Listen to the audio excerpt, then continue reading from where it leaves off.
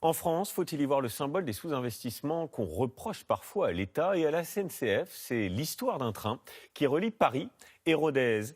L'une des deux dernières lignes a fonctionné la nuit. Un vaste chantier de rénovation est en cours. Mais en attendant, si vous faites le voyage, vous mettrez plus de temps aujourd'hui, tenez-vous bien, qu'en 1956. C'est l'œil du 20h qui nous raconte tout avec Ambroise Boulais et Francis Simoes. Ah, les trajets en train de nuit. On prend le temps de voyager.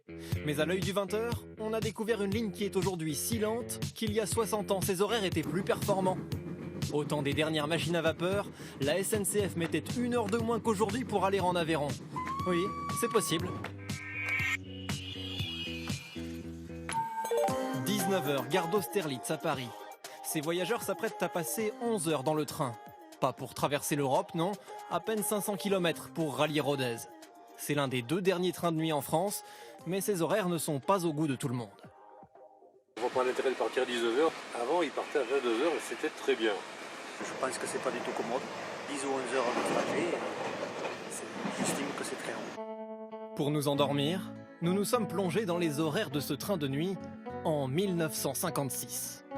À l'époque, il quittait Paris à 21h30 pour arriver à Cap-de-Nac, première gare d'Aveyron, après 8h29 de trajet, contre 9h34 aujourd'hui avec les mêmes arrêts. 1h05 de plus que du temps de cette locomotive à vapeur. Alors pourquoi? Réponse à minuit 10, quand le train fait halte à Brive-la-Gaillarde. Nous sommes presque arrivés, mais l'arrêt va durer jusqu'à 3h45 du matin. En bref, nous aurons passé plus d'un tiers du voyage sans bouger d'un pouce. Explication de la SNCF. En semaine, des travaux entre Paris et Brive coupent la ligne pendant la nuit, pour plusieurs années, obligeant le train à partir plus tôt.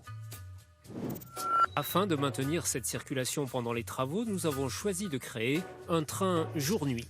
Les voitures de nuit du Paris-Rodez sont donc attachées au dernier train de jour empruntant la ligne et ensuite attachées au premier train qui part de Brive. Inventer un train jour-nuit? Pour ce syndicaliste, il était possible de faire autrement. Autrefois, quand il y avait 2 voies, comme c'est le cas actuellement entre Paris et Brive, quand on faisait des travaux, on en maintenait une pour les circulations et l'autre, on faisait les travaux dessus. Pourquoi c'est pas ça qu'on fait? Alors, c'est des choix économiques pour l'entreprise. Ça oblige à mettre des moyens de sécurité supplémentaires pour sécuriser les deux, et le chantier et le train.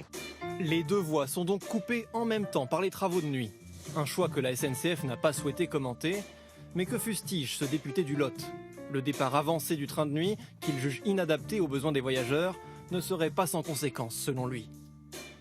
Chaque période de travaux est l'occasion de dégoûter d'une manière très claire les usagers d'utiliser le moyen de transport. Et puis progressivement, ils sont de moins en moins nombreux à l'utiliser. Et on a là tout le prétexte pour fermer la ligne. Pour l'instant, aucun projet de fermeture n'est annoncé. Selon la SNCF, cette situation perdurera en 2020 et certainement les années suivantes. Ce train de nuit n'est pas prêt de rattraper la machine à vapeur.